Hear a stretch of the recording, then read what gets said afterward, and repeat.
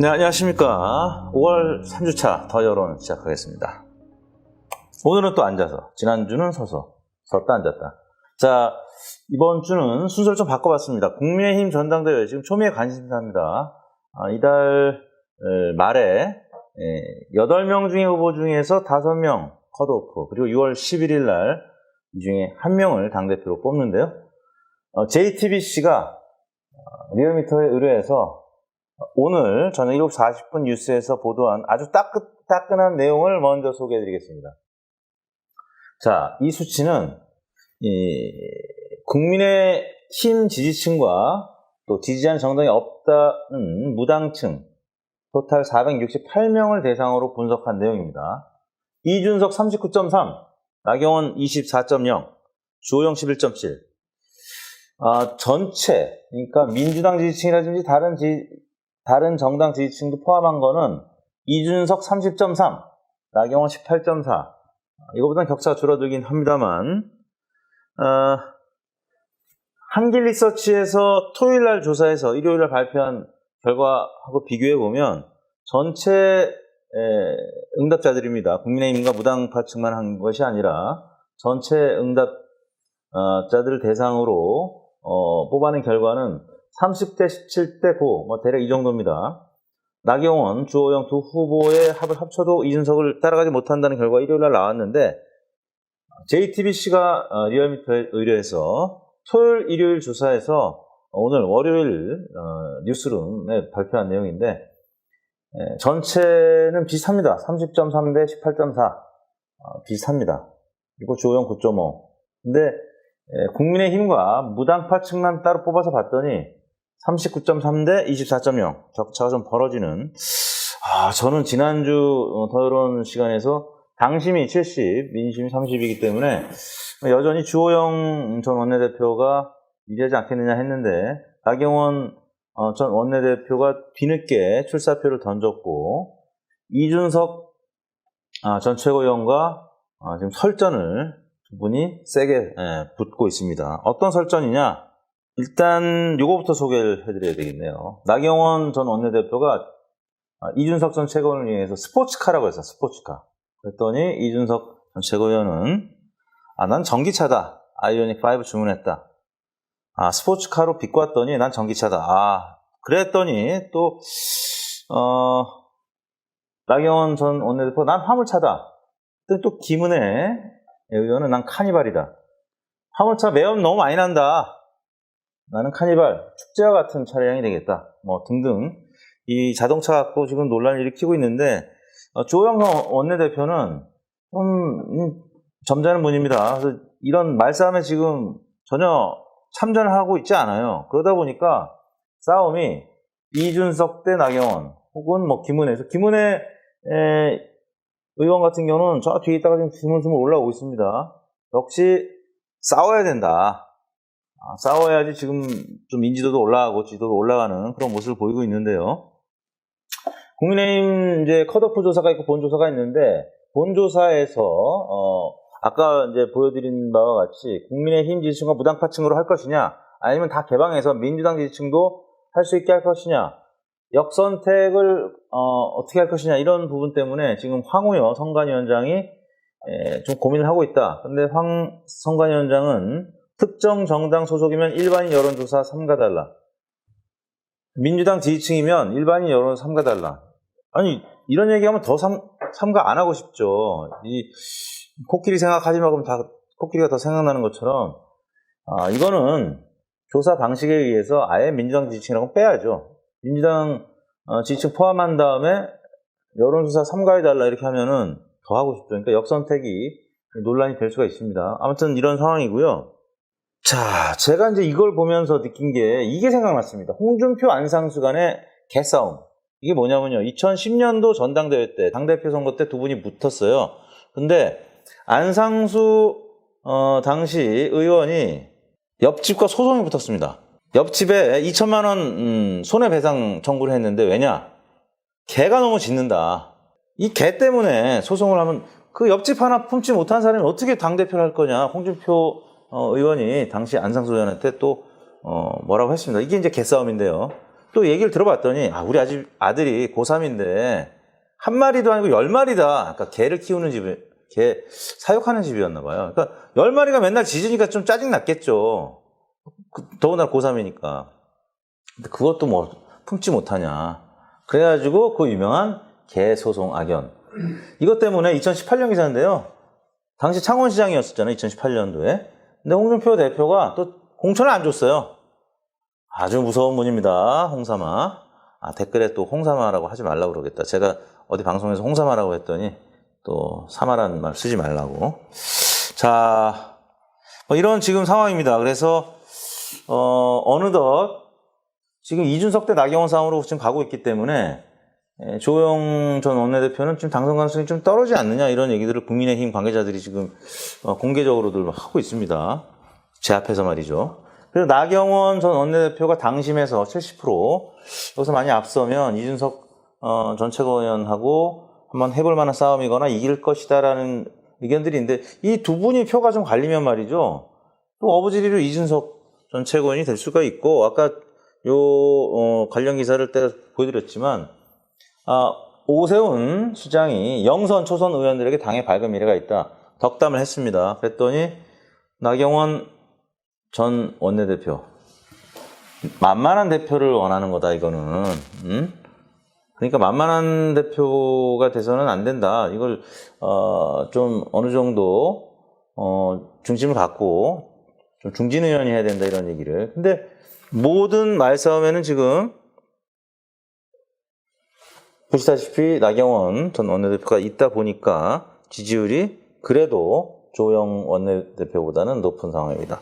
이런 상황이 되다 보니까 아무튼 둘 중에 지금 한 분이 대표가 될 거라는 좀 얘기들도 있어요. 근데 아직은 모릅니다. 시간이 많이 남았고 컷오프를 5명으로 할 건데 어제 또 이제 국민의힘 관계자 만나보니까 이 컷오프도 원래 이제 4명으로 하는 걸로 돼 있었는데 한 분을 더 넣자라고 이제 해서 한 분을 넣으면은 지금 뭐 김웅, 홍문표, 조경태 이런 분들까지 요 세 분 중에 한 명 정도는 들어가지 않겠느냐. 지금 이제 김웅 의원이 4등으로 나오는 데들도 있고 그렇습니다. 그렇기 때문에 이제 김은혜든 김웅이든 조경태든 홍문표 요 네 분 중에 한 분이 두 분이 포함되지 않겠느냐. 나머지 두 분은 지금 좀 많이 밀리고 있습니다. 인지도에서. 그래서 5명이 뽑히면 그때부터 이제 본격적인 싸움이 시작될 텐데 과연 합종 연행이 어떻게 될 것이냐. 이렇게 김웅, 이준석 혹은 김웅, 김은혜 뭐 이런 초선, 영선들 간의 단일화가 될 가능성도 있다 이런 얘기들이 나옵니다. 나경원 의원을 주로 또 공격하는 후보 중에 하나는 김은혜. 아까 말씀드리지 않은 카니발. 왜냐면 이제 여성 후보는 딱 둘이기 때문에 한 명만 지금 집중적으로 공격하는 겁니다. 김은혜 의원은 나경원만. 한 놈만 패는 겁니다. 그 영화 뭐죠? 댓글로 달아주세요. 자, 그 다음이 차기 대선인데요. 이 JTBC에서 의뢰해서 리얼미터가 주말에 조사한 따끈따끈한 조금 전에 뉴스룸에서 보도된 내용입니다.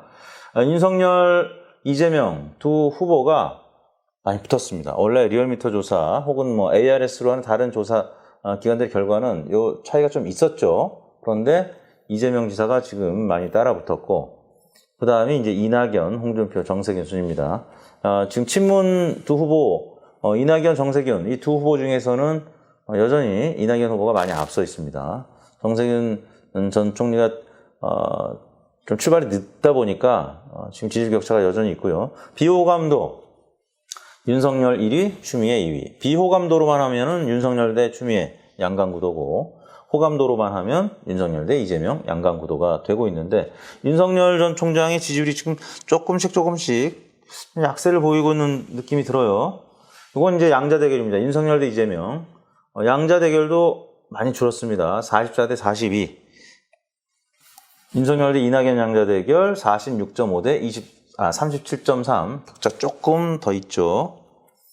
요거는 이제 KSY에서 TBS 의뢰로 오늘 발표한 겁니다. 월요일 아침 뉴스 공장에 발표한 건데, 여기도 보시면 윤석열 0.6%포인트 하락한 32.4, 이재명 26.5에서 28.15, 한 1.7%포인트, 2%포인트 가까이 오른 이재명 지사, 오차 범위 내에서 접전을 벌이고 있는 것으로 나타났습니다. 크게 차이가 없죠. 그 다음에 이낙연 전 대표 1.1%포인트 올랐습니다. 두 전직 대통령 사면 얘기를 이제 하면서 사과했죠. 올랐고요. 홍준표 전 대표 좀 어려움을 겪고 있습니다. 입당이 안 되다 보니까 좀 힘들고요. 오세훈 전 시장 0.2%포인트 올랐고, 안철수 대표도 약간 올랐고, 정세균 전 총리 좀 답답하네요. 0.5%포인트가 좀 다시 빠졌습니다. 뭔가 돌파구를 마련해야 될 것 같은데. 유승민 전 대표 2.8, 추미애 2.3, 심상정 1.4 순으로 KSOI가 발표를 했습니다. 자, 다음은 이슈 조사입니다. YTN이 리얼미터에 의뢰해서 오늘 오전에 YTN 통해서 발표한 내용인데, 지난 금요일날 조사한 내용입니다. 도쿄올림픽 취소해야 된다는 의견이 78.2%, 개최해야 된다는 의견이 13.4%. 일본이랑 비슷하게 나왔습니다. 일본도 여론조사를 했더니 80%가 넘게 취소해야 된다 혹은 연기해야 된다 의견이 나타났거든요. 크게 다름이 없는 결과가 나타났습니다. 열심히 준비하고 있는 운동선수들을 생각하면은 좀 안타까운 마음도 있습니다. 제가 스포츠 뉴스를 좋아하는데 보면 하계올림픽 준비하는 선수들이 많이 있더라고요. 우리 한국 선수들. 그런 부분 좀 아쉬운데, 지금 도쿄 혹은 일본 전체 확진자가 하루에 5,000명씩 이상 나오기 때문에 굉장히 지금 위험한 상황이고, 일본 여론도 스가 총리 지지율도 30%대 초반으로 떨어졌다는 결과들이 나왔습니다. 그 다음은 이제 KSI가 오늘 발표한 내년 최저임금, 문 대통령 공약대로 1만 원 선이 돼야 한다. 두 번째, 최소한 올해 물가 상승률보다는 높아야 한다. 합쳐서 인상 필요 의견이 50.3%로 나타났습니다. 그리고 이제 동결 필요가 있다. 동결해야 된다가 40%가량 나타났고요. 잘 모르겠다 10%. 저는 말이죠, 개인적으로 원래 제 개인 의견 잘 얘기 안 하는데 동결. 저는 이제 직원들 월급, 왜 PD 왜 웃어요? PD 월급도 전 동결하고 싶은 마음이거든요. 지금 우리 회사도 지금 빡빡합니다. 그러다 보니까 이거 인상하는 게 굉장히 부담스러워요. 누가 동결 의견을 많이 나타냈냐 봤더니 50대. 저 50대 아닙니까? 50대가 60대도 마찬가지고요. 그 다음에 부울경, 그 다음에 자영업층이 많아요. 50대, 60대 퇴직하고 막 치킨 튀기고 있는데 지금 얼마나 힘들어요. 근데 월급도 올려달라고 하면은, 편의점 우리 사장님도 마찬가지고. 중도층, 보수성층, 대통령 국정수행 부정평가층. 왜냐하면 이제 어르신들 중에 부정평가층이 많은데 이거 동결해야 된다. 아직은 우리나라 더 허리띠 졸라매야 된다. 늘 배고프잖아요, 어르신들은. 뭐 그러다 보니까 또 국민의힘 지지층. 반면에 상승해야 된다. 이거는 20대 화이트 칼라층. 또 대통령 공약대로 만원 선 의견, 진보 성향층, 긍정평가층 뭐 등등이 이렇게 결과가 나타났습니다. 그 다음에 오늘은 대통령 국정수행 평가 정당 지지율을 뒷부분으로 뺐는데요. 왜냐하면 리얼미터 한국갤럽 다 대통령 미국 방문 이후에 특히 한미 정상회담 그 전에 이루어진 여론조사이기 때문에 시의성이 좀 떨어져서 뒤로 뺐습니다. KSI는 그나마 금토했습니다. 우리나라 시간으로 한미 정상회담은 토요일 날 새벽에 이루어졌기 때문에 엄밀히 보면 다 반영이 안 된 겁니다. 자, 보십시오. 리얼미터 1.1%포인트 하락한 34.9, 갤럽은 2%포인트 상승한 34, KSI는 0.7%포인트 상승한 37.2%로 나타났는데요. 요일 변수 역시 있었습니다. 리얼미터 조사 월화 목금, 이제 수요일은 석가탄신일이었기 때문에 조사를 안 했는데, 리얼미터는 월화 목금 다 했고, 보면 목금에 좀 이제 괜찮고, 월화에 좋지 않았습니다. 근데 이제 한국 갤럽 조사를 보면, 이제 화수목 했으니까 화목한 거죠. 리얼미터 조사가 이제 주 초에 안 좋고, 주 후반에 괜찮았는데, 그게 이제 조금 중반 후반이 반영되다 보니까 상승을 했고요. KSI 조사는 금토, 뭐 당연히 리얼미터가 일간으로 봤을 때 목금 보시면은 36.9까지 올라갔잖아요. 그러니까 KSI가 이제 주말 했으니까 KSY 조사랑 비슷합니다. 요일 변수에 따라서 언제 조사하느냐가 굉장히 중요한 겁니다. 리얼미터는 주간도 하면서 일간까지 다 설명을 드리지 않습니까? 이렇게. 요거는 리얼미터만 주로 이제 하고 있죠. 왜냐하면 다른 조사기관들은 뭐 이틀, 그냥 500명, 500명인데, 리얼미터는 하루에 500명씩 해서 5일로 하기 때문에 일간 추이까지 볼 수 있다는 점. 아마, 문재인 대통령과 바이든 대통령이 주말에 정상회담하고 이제 어젯밤에 대통령께서 오셨는데, 이번 월요일, 화요일은 좀 이렇게 강세로 출발할 가능성이 있습니다. 이번 주는, 택수형 촉, 상승할 것이다로 아마 달리지 않을까 싶습니다. 네, 다음은 정당 지지도입니다. 리얼미터 기준하면 국민의힘은 0.5%포인트 상승, 더불어민주당은 0.2%포인트 하락, 거의 횡보. 갤럽은 민주당은 소폭 상승했습니다. 대신에 국민의힘은 소폭 하락. 국민의힘은 방향성이 조금 다르고, 민주당, 다르네요. 갤럽과 리얼미터 좀 달라요. 일간에 아마 변수가 좀 있었을 것 같고요. 월화수목금과 또 화목 이렇게 하다 보니까 KSY는 또 금토했는데 30.9 대 29.0. 여기는 이제 추이를 다음 페이지를 보면서 설명을 드리겠습니다. KSY는 민주당은 상승, 국민의힘은 하락. 이 문재인 대통령이 석가탄신일 날, 수요일 날 미국으로 출국을 하셨는데요.